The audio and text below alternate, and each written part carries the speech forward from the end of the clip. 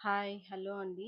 ఈ మందారం చెట్టొచ్చేసి baby pink colour అండి. చాలా బాగుంది కలరయితే.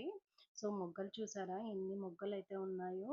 చాలా బాగొచ్చాయి. నేనైతే మొత్తం ఆకులన్నీ తెంపేసి, మళ్ళీ ఇగుర్లొచ్చేంత వరకు నేను పెట్టానండి మొక్కయితే. చాలా బాగా అయితే వచ్చాయి పువ్వులు.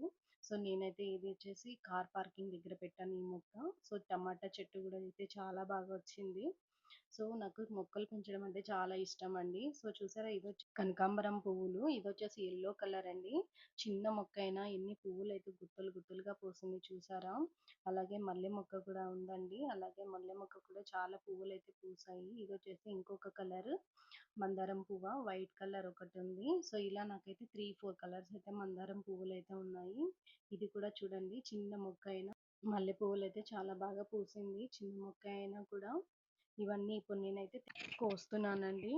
సో, చూసారా ఇప్పుడు ఇవన్నీ నేనైతే కోసాను. సో, చాలా మంచి వాసనైతే వస్తున్నాయండి. చిన్న మొక్కే అయినా మల్లెపూలు ఎంత బాగా పూసాయో. ఇదొచ్చేసి టమాటా చెట్టండి. సో, ఎందుకో సరిగ్గా రావట్లేదు. అందుకే కాయలైతే బాగా పండిపోయినాయి. సో, అందుకే కోసేసి చెట్టయితే తీసేద్దాం అనుకుంటున్నాను. సో, ఇవండి టమాటా పండినవి.